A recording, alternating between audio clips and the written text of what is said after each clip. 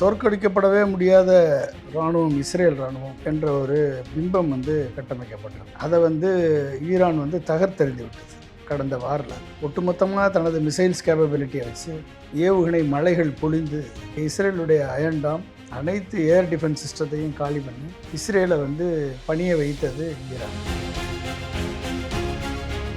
Trump நாட்டுக்குள்ளே ஒரு ஜனநாயகத்தினுடைய மிகப்பெரிய நாட்டினுடைய ஒரு அதிபர் மற்ற நாட்டினுடைய சவரனிட்டி இன்டெகிரிட்டியில் தலையிட்டு அதனுடைய ரிசோர்ஸஸை அபகரிக்கிறது, அவர்களை மிரட்டுவது, அவர்கள் வளர்ச்சியை தடுப்பது, நாட்டில் ஒரு இன்ஸ்டெபிலிட்டியை உருவாக்குவதற்கு காரணமாக தொடர்ந்து இந்த த்ரெட்டனிங் டாக்டிக்ஸில் ஈடுபட்டு கொண்டு வருகிறது. அமெரிக்காவுக்கு சாதகமாக இருக்கக்கூடிய இஸ்ரேல், அமெரிக்காவுக்கு சாதகமாக இருக்கக்கூடிய கல்ஃப் கண்ட்ரிஸ், இந்த ரீஜனில் ஈரானை இனிமேல் விட்டு வைத்தால் அது மிகவும் ஆபத்தாக முடியும். ஸ்ட்ராட்டஜிக் மிசைல்ஸில் ஈரான் ரொம்ப அட்வான்ஸாக டெவலப் ஆகியிருக்காங்க. ஸோ இந்த பயம் அமெரிக்காவுக்கு. ஸோ இனிமேலும் விட்டால் இஸ்ரேல் இனிமேலும் பாலாட்டினால் ஒட்டுமொத்தமாக அழிக்கப்பட்டுவிடும் என்ற நிலை ஏற்பட்டு விட்டால் இது அமெரிக்காவில் இருக்கக்கூடிய யூதர்கள், இஸ்ரேல் ஆதரவாக இருக்கக்கூடிய யூதர்களுக்கு ஒரு மிகப்பெரிய சேலஞ்ச் ஆகிடும். கட்டுப்பாடுகளை மீறி ரஷ்யாவிடம் சைனாவிடம் தொடர்பு வைத்திருக்கக்கூடிய நாடுகளுக்கு நாங்கள் அதிகமான டாரிஃபை விதிப்போம். அப்போ எங்களோட அந்த தொடர்பு உங்களுக்கு ஏற்றுமதி இறக்குமதியில் அது இம்பேக்ட் ஆகும் என்ற ஒரு த்ரெட்டை கொண்டு இந்தியா உட்பட அனைத்து நாடுகளையும் மிரட்டி பணிய வைத்து கொண்டிருக்கிறார் ட்ரம்ப்.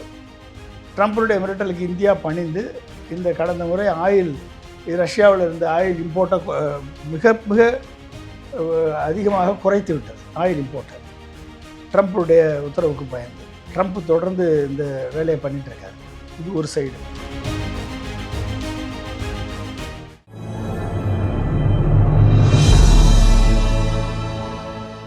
தமிழ் நியூஸ் நேயர்களுக்கு வணக்கம். இன்றைய சிறப்பு நேர்காணலில் நம்மோடு இருந்திருப்பவர் முன்னாள் குடியரசுத் தலைவர் டாக்டர் ஏபிஜே அப்துல் கலாம் அவர்களுடைய அறிவியல் மற்றும் அரசியல் ஆலோசகர் டாக்டர் பொன்ராஜ் சார். சார் வணக்கம். வணக்கம்ப்பா சார். சர்வதேச அளவில் ஒரு மிக முக்கியமான ஒரு செய்தியை நம்ம அண்மையாக பார்க்குறோம். அமெரிக்க அதிபர் டொனால்ட் ட்ரம்ப் அவர்கள் ஈரானை நோக்கி நான் ஒரு அதிநவீன ஒரு போர்க்கப்பலை நான் அனுப்பியிருக்கிறேன். வெனிசுலாவுக்கு நாங்கள் அனுப்புனதை விடவும் இது ரொம்ப பவர்ஃபுல்லான கப்பல். ஈரானில் தொடர்ந்து உள்நாட்டு கிளர்ச்சி ஏற்பட்டு கொண்டிருக்கிறது. அந்த கிளர்ச்சிக்கு முற்றுப்புள்ளி வைக்கணும். போராட்டக்காரர்கள் நீங்கள் எதுவுமே ஒடுக்கக்கூடாது அப்படின்ற கருத்தையும் சொல்லியிருக்கிறாரு. மேலும் அந்த அணு ஆயுத அந்த ஒப்பந்தத்தையும் முறைப்படி நம்ம இந்த இரு நாடுகள் யுஎஸ் மற்றும் ஈரான் இடையே கையெழுத்திடணும். அது நீண்ட காலமாக கிட்டத்தட்ட 1/4 நூற்றாண்டுக்கும் மேலாக அது முடங்கி கிடக்கிறது. இதை முடிவுக்கு கொண்டு வரணும் என்பது உட்பட அந்நிய நாட்டினுடைய விவகாரத்தில் நம்ம தலையிடுறதை பார்க்கிறோம். ஏற்கனவே 6 மாதங்களுக்கு முன்னதாக இஸ்ரேல் ஈரான் இடையே எப்படிப்பட்ட ஒரு போர், மிகப்பெரிய ஒரு போர் வெடித்து இஸ்ரேல் அயன் டோம்லாம் வச்சுருக்கோம் அப்படின்னாங்க. பெரிய சேதாரத்தை சந்தித்தது இஸ்ரேல். இப்போ இப்படிப்பட்ட ஒரு சம்பவம் அமெரிக்கா மிடில் ஈஸ்டில் என்ன ஒரு டென்ஷன்ஸை ஏற்படுத்த விரும்புது சார்? அதாவது தோற்கடிக்கப்படவே முடியாத இராணுவம் இஸ்ரேல் இராணுவம் என்ற ஒரு பிம்பம் கட்டமைக்கப்பட்டிருந்தது. அதை ஈரான் தகர்த்தெறிந்து விட்டது கடந்த வாரில். ஒட்டுமொத்தமாக தனது மிசைல்ஸ் கேப்பபிலிட்டியை வச்சு ஏவுகணை மலைகள் பொழிந்து இஸ்ரேலுடைய அயன்டாம் உட்பட அனைத்து ஏர் டிஃபென்ஸ் சிஸ்டத்தையும் காலி பண்ணி இஸ்ரேலை பணிய வைத்தது ஈரான். இது ஒரு ஸ்ட்ராட்டஜிக்காக ஜியோ பொலிட்டிக்கல் டைமென்ஷனாக அது கல்ஃப் கண்ட்ரிஸையும் இஸ்ரேலையும், அமெரிக்காவுக்கு சாதகமாக இருக்கக்கூடிய இஸ்ரேல், அமெரிக்காவுக்கு சாதகமாக இருக்கக்கூடிய கல்ஃப் கண்ட்ரிஸ், இந்த ரீஜனில் ஈரானை இனிமேல் விட்டு வைத்தால் அது மிகவும் ஆபத்தாக முடியும் என்ற ஒரு பயத்தில் இப்போ ட்ரம்ப் பவர்ஃபுல் நேவல் ஃபோர்ஸை, அதாவது including USS Abraham Lincoln aircraft carrier strike குரூப்னு சொல்லி and multiple warships middle east and CENTCOM area of operations இந்த இடத்துல வந்து டிப்ளாய் பண்ணியிருக்காங்க. இது வந்து ஒரு ஒரு மிகப்பெரிய ஒரு அச்சுறுத்தல். அதாவது அந்த ரீஜனில் ஈரானுடைய ஸ்ட்ராட்டஜிக் மிசைல்ஸ் டெவலப்மெண்ட்டை, நியூக்ளியர் ப்ரோக்ராமை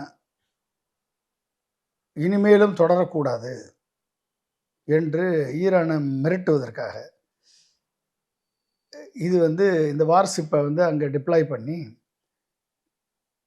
இதை உடனடியாக வந்து நியூக்ளியர் ப்ரோக்ராமை வந்து ஸ்டாப் பண்ணணும், ஸ்ட்ராட்டஜிக் மிசைல் டெவலப்மெண்ட்டை ஸ்டாப் பண்ணணும்.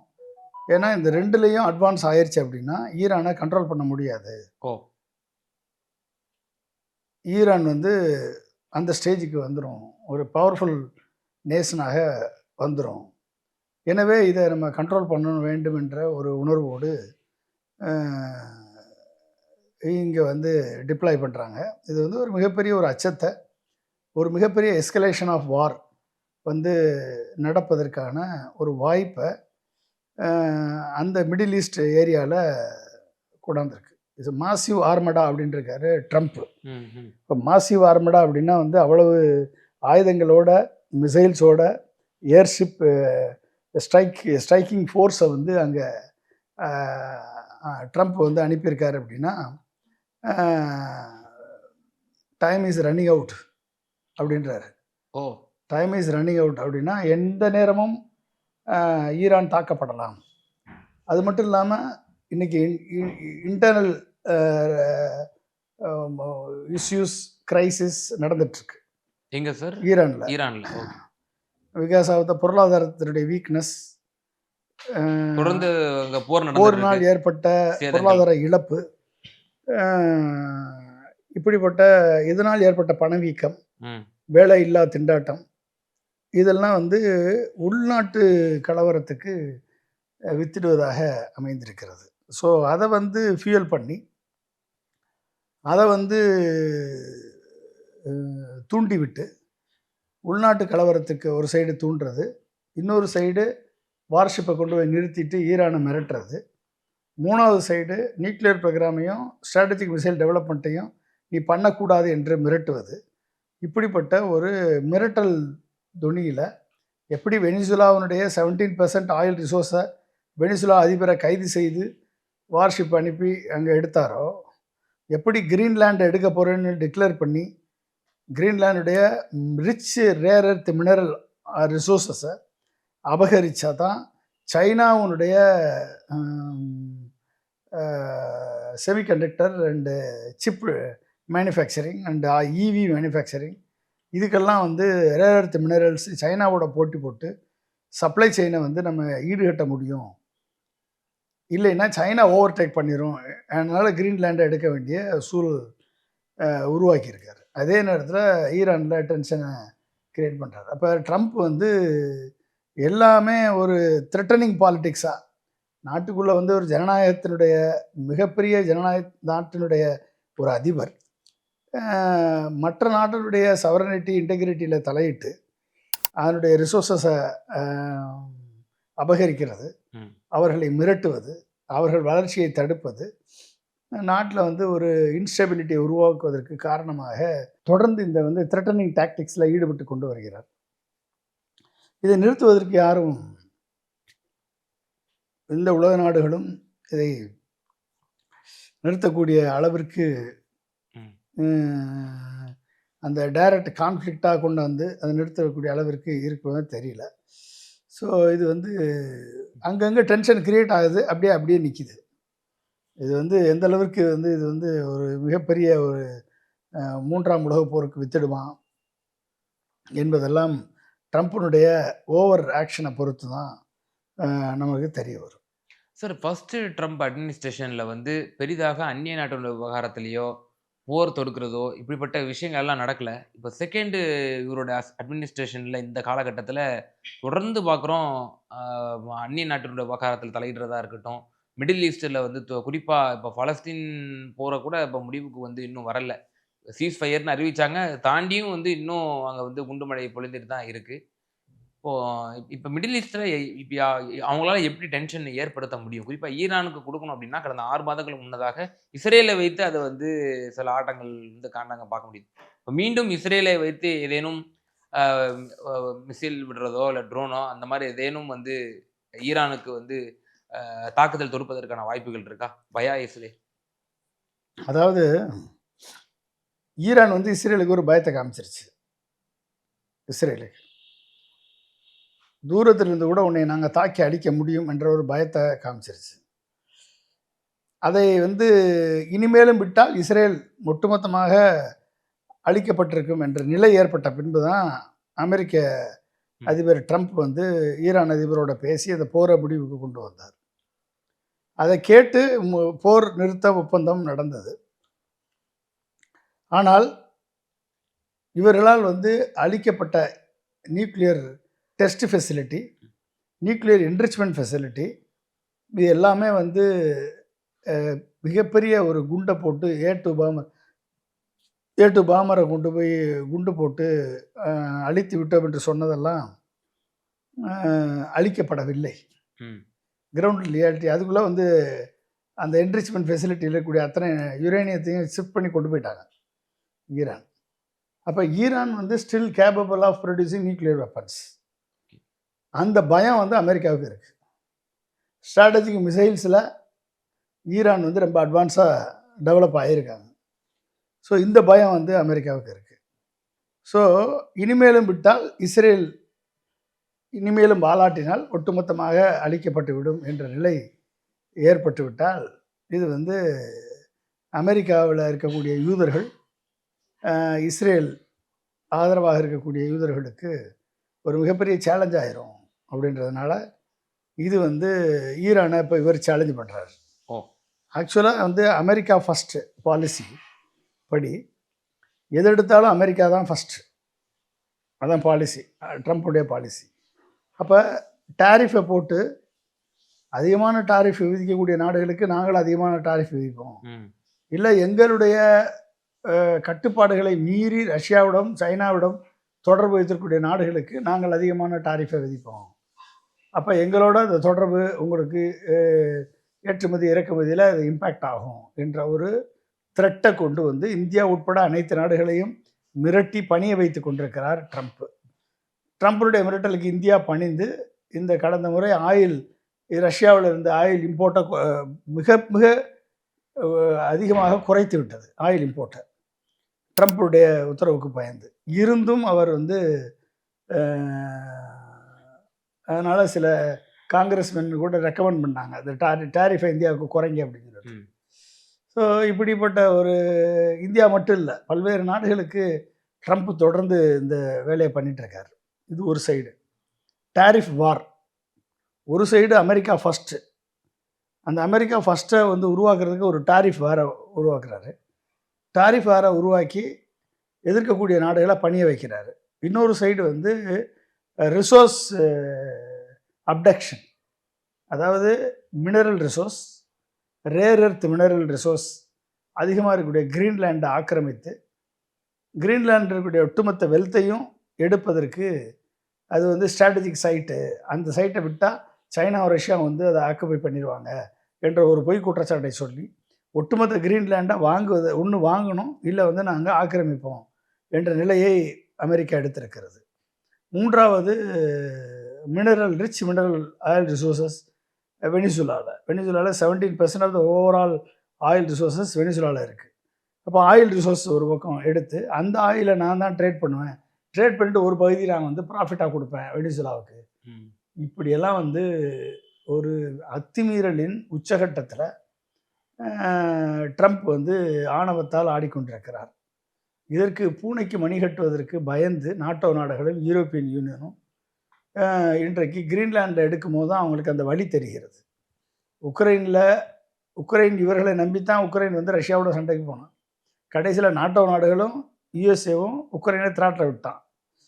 ஸோ ரஷ்யாவோட மோதி இன்றைக்கி உக்ரைன் சிக்கி சின்னாமணமாகி கொண்டிருக்கிறது. இப்போ இவர்கள் யாரை நம்பியும் இவர்களை நம்பி எந்த பிரயோஜனமும் இல்லை.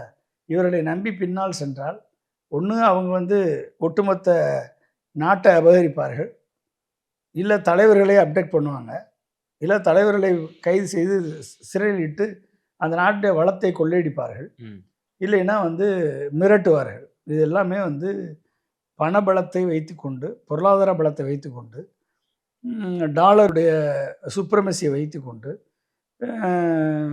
இப்படி மற்ற நாடுகளை அபகரித்து வாழ்ந்தால் உலகத்தில் அமைதியும் சமாதானமும் இல்லாமல் போயிடும். அப்போ இதுக்கு பூனைக்கு மணி யார் கட்டுறது? ஒன்று யுனைடெட் நேஷன்ஸு கட்டணும். யுனைடெட் நேஷன்ஸுக்கு அகேன்ஸ்டாக இருக்கார் ட்ரம்ப்பு, WHO அகேன்ஸ்டாக இருக்கார் ட்ரம்ப்பு, குளோபல் வார்மிங் சம்மிட்லேருந்து வெளியே வந்துடுறாரு, என்வரன்மெண்ட்லேருந்து எல்லாத்துலேருந்து வெளியே வர்றாரு, எல்லாத்துலேருந்து வெளியே. இப்போ he is isolating America, he is ultimately isolating America. அந்த சூழல் வந்துச்சு அப்படின்னா அது வந்து சைனாவுக்கு சாதகமான ஒரு சூழலை உலக நாடுகள் மத்தியில் ஏற்படுத்தும். அமெரிக்காவை வந்து பவர்ஃபுல் கண்ட்ரி என்று சொல்லி ஐசோலேட் பண்ணி அமெரிக்கா மேல மற்ற நாடுகளுக்கு வெறுப்பை உருவாக்கி கடைசியில் வந்து எல்லா நாடுகளும் சைனா அவனுடைய பொருளாதார வல்லமையோடு இணைந்து செயல்படக்கூடிய ஒரு சூழலை ட்ரம்ப் வந்து ஏற்படுத்தி கொண்டிருக்கிறார். அப்போ ஜியோ பொலிட்டிக்கல் அலைன்மெண்ட் வந்து ஷிஃப்ட் ஆகக்கூடிய வாய்ப்பு வந்து மிகவும் பிரகாசமாக இருக்குது. ஸோ ஏதாவது ஒரு இடத்துல நடந்தனா ஆகணும், ஒன்று போர் நடக்கணும், இல்லைன்னா வந்து அலையன்ஸ் ஷிஃப்ட் ஆகணும், இப்போ பொருளாதாரம் ஷிஃப்ட் ஆகணும். இப்போ டாலர் வந்து இன்டர்நேஷ்னல் கரன்சி என்ற நிலை மாறி யான் வந்து இன்டர்நேஷ்னல் கரன்சியாக நிலை மாறும், இல்லைன்னா பிரிக்ஸ் நாடுகளுடைய கரன்சி வந்து இன்டர்நேஷ்னல் கரன்சியாக மாறக்கூடிய நிலை ஏற்படும். அப்போ அந்த நிலைக்கு வந்து ஜியோ பொலிட்டிக்கல் ஸ்ட்ராட்டஜிக் ஷிஃப்டை வந்து உருவாக்குவதில் வந்து ட்ரம்ப் வந்து இன்னைக்கு முக்கியமான விதையை போட்டு கொண்டிருக்கிறார். அது வந்து பல்வேறு முனைகளில் ஒரு இன்ஸ்டெபிலிட்டியை உலக அரங்கில் தோற்றுவிக்கிறது. அது இனிஷியலாக இன்ஸ்டெபிலிட்டி தோற்றுவித்தால் அது வந்து டைனமிசத்தை வந்து இந்த அலைன்மெண்ட் டைனமிசத்தை ஷிஃப்ட் பண்ணும். இப்போ அலைன்மெண்ட் டைனமிசத்தை ஷிஃப்ட் ஆகும் பொழுது கண்டிப்பாக அது அமெரிக்காவுக்கு பாதகமாகத்தான் போய் முடியும். இந்த விவகாரத்தில் எனக்கு இறுதியான ஒரே ஒரு கேள்வி. இப்போ நீங்கள் ஜியோ பாலிட்டிக்ஸை உற்று நோக்கி கவனித்து கொண்டிருப்பவர், கடந்த மாதம் கூட நீங்கள் அமெரிக்காவுக்கு சென்று வந்தவர் என்ற அடிப்படையில் ஒரு கேள்வி முன்வைக்க விரும்புகிறேன். அந்த உள்நாட்டு பொருளாதாரம் அதல பாதாளத்தில் இருந்து கொண்டிருக்கிறது. அமெரிக்காவினோட பொருளாதாரமே இன்சஃபிஷியண்ட்டாக தான் இருக்குது, கடும் பாதிப்புக்குள்ளாக்கப்பட்டிருக்கிறது, வரலாறு காணாத பாதிப்பு, எஸ்பெஷலி ஆஃப்டர் கொரோனா அவங்களால இன்னும் மீற முடியாத ஒரு சூழ்நிலை. அதனால தான் ட்ரம்ப் டைவர்ஷன் பாலிடிக்ஸுக்காக இப்படிப்பட்ட ஒரு சம்பவங்கள் எல்லாம் வந்து அடுத்தடுத்ததாக ஈடுபட்டு கொண்டிருக்கிறார். நான் இத்தனை போரை நிறுத்திவிட்டேன் என்று தானே அவர் சொல்லிக் கொள்கிறார். நோபல் பரிசு கேட்டார். அதன் பிறகு இல்லை எனக்கு நோபல் பரிசு தரல, அதனாலே நான் கிரீன்லாண்டு, வெனிசுலா, இப்போ ஈரானு இப்படிப்பட்ட நாடுகள்லாம் நான் பண்ணிட்டு இருக்கிறேன் அப்படின்னு சொல்கிறார். இப்போ இவைகள் எல்லாம் டைவர்ஷன் பாலிடிக்ஸாக இப்போ நம்ம நாட்டில் பார்க்குறோம். ஒரு பிரச்சனை அதை மறைக்கணும்னா இன்னொரு பிரச்சனை வந்துடும், அடுத்தடுத்து நாளுக்கு நாள் ஒவ்வொரு இஷ்யூ வந்துக்கிட்டே இருக்கும். அது போலவா நம்ம வந்து ட்ரம்ப்னுடைய இந்த செயல்பாடுகள் நம்ம பார்க்க வேண்டியது இருக்கு? ஆமாம், வந்து ஒரு நாட்டை வந்து சர்க்கஸ்காரன் நல்லா சர்க்கஸ் பண்ணுறான்னு சொல்லி கொடுத்துட்டீங்க அப்படின்னா அவன் கோமாளித்தனமாக தானே பண்ணுவான். சர்க்கஸ் கோமாளி சர்க்கஸில் போய் கோமாளித்தனம் தான் பண்ணுவான். அப்புறம் அவன் கோமாளித்தனம் பண்ணுறதை பார்த்து அதனால் ஏற்படக்கூடிய விளைவுகளை பார்த்து நம்ம என்ன பண்ணுறது? இப்போ இது அமெரிக்கா மக்கள் செய்த தவறு. அந்த தவறு அமெரிக்காவுக்கு ஆதரவாக இவர் செயல்படுகிறார் என்ற நிலையை ப்ரொஜெக்ட் பண்ணிவிட்டு அமெரிக்காவை பாதாளத்திற்கு தள்ள வேண்டிய சூழலை அவர் ஏற்படுத்துகிறார். அப்போ எல்லா நாடுகளையும் பகைத்து கொள்வது, எல்லா நாடுகள் மேலும் வரி விதிப்பது, எங்கெல்லாம் ரிசோர்ஸ் இருக்கோ அந்த நாட்டு ரிசோர்ஸை கொள்ளையடிப்பது, அபகரிப்பது, அந்த நாட்டுடைய இறையாண்மையில் தலையிடுவது, இதெல்லாம் வந்து அத்துமீறல் உச்சகட்டம், சர்வாதிகார அத்துமீறலின் உச்சகட்டம். அப்போ அந்த அத்துமீறலின் உச்சகட்டத்தை ப்ராக்டிஸ் பண்ணக்கூடிய ஒரு அதிபர் என்றைக்குமே வந்து தீமைகள் முழுவதுமாக தீமையை விளைவித்து விட்டுத்தான் ஓயும் என்பது வரலாறு. தீமைகள் முழுவதுமாக தீமையை கிரியேட் பண்ணி அழித்து விட்டுத்தான் ஓயும் என்பது வரலாறு. ஆனால் ஒரு நாள் ஓயும். அந்த ஓய்வதற்குள் அது மிகப்பெரிய ஒரு தீங்கை விளைவித்து விட்டுத்தான் செல்லும் அது.